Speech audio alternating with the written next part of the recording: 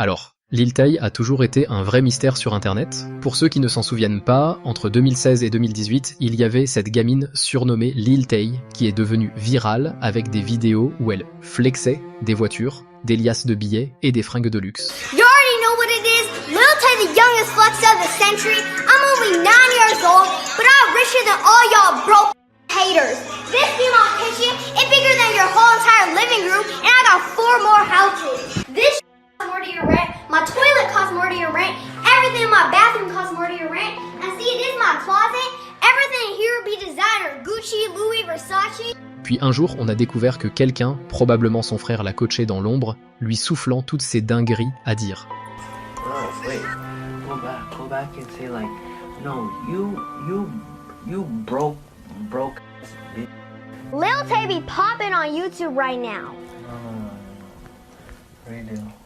You need to be like more ignorant. You have to be like, ooh, Lil Tay out here. You still irrelevant, like I said last time. What do I say?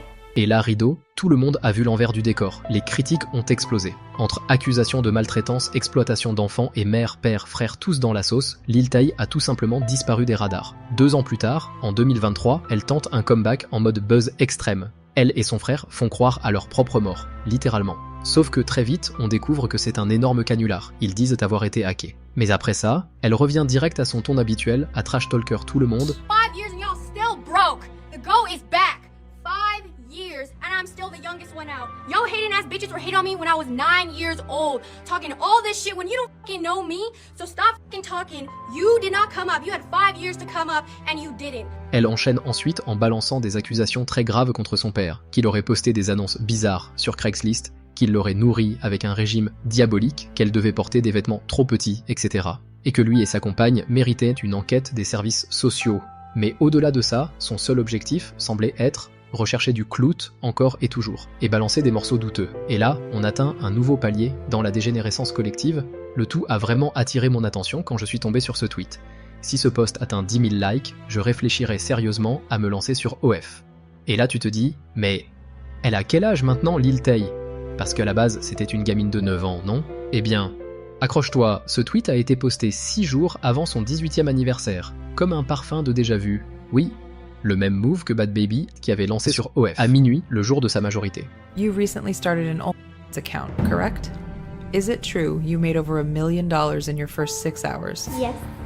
Sur son profil, on pouvait lire « Est-ce que je balance le lien pour mes 18 ans, le 29 juin ?» Puis elle poste une image, que je dois censurer, où on voit Sabrina Carpenter nue sur Rolling Stone, et elle écrit « Je la refais sur OF ».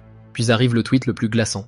So, it's my 18th birthday on July 29th, and every male has been counting down to it and literally telling me to drop the link the second I turn 18. Girlies, what do you think? Should I do it? Mais vraiment, ces mecs qui attendent avec un chrono dans le téléphone qu'une fille atteigne 18 ans, c'est FBI direct. Elle lance ensuite un sondage, 2/3 votent « Ne fais pas ça, ruine pas ta vie ». Parce que ouais, une fois que tu franchis cette ligne, l'étiquette te colle à vie. Tu veux un exemple? Mia Khalifa. Elle n'est restée dans l'industrie que quelques mois, mais ça l'a poursuivie partout, mentalement, socialement, professionnellement. J'étais assez mature pour recevoir des menaces de mort à 9 ans, mais pas pour lancer un OF à 18, et là, son compte se fait suspendre 1 semaine. Mais sur Twitter version Elon, rien ne dure. Elle revient direct, j'ai 18 ans maintenant, où sont mes paypigs? Et c'est là que le contraste devient écœurant. Elle, qui passait son temps à traiter tout le monde de broke, à dire que personne ne bossait assez dur, finit par faire la quête dès qu'elle devient majeure. Et bien sûr, devinez qui est derrière? Je suis convaincu que son frère est encore aux commandes. Dans un live Insta, on entend ce genre de truc. Why are you on live and telling people you're gonna drop a fucking link?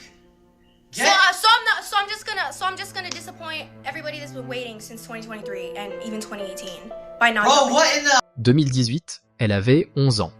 Donc, selon eux, certains attendaient qu'elle ait 18 ans depuis ses 11 ans, si c'est pas une vibe prédatrice au dernier degré, et boum, le lien tombe, elle poste ensuite une photo d'elle avec un t-shirt Cornstar in Training. Et le pire, c'est que ça cartonne. Lil Tay vient de briser OF, 1 million en 3 heures. Et là, tout le monde applaudit. Normalisation de l'absurde. Elle publie ensuite un screen avec les revenus, 500 000 en messages privés, 26 000 en tips, 500 000 en abonnements, plus d'1 million, en 3 heures.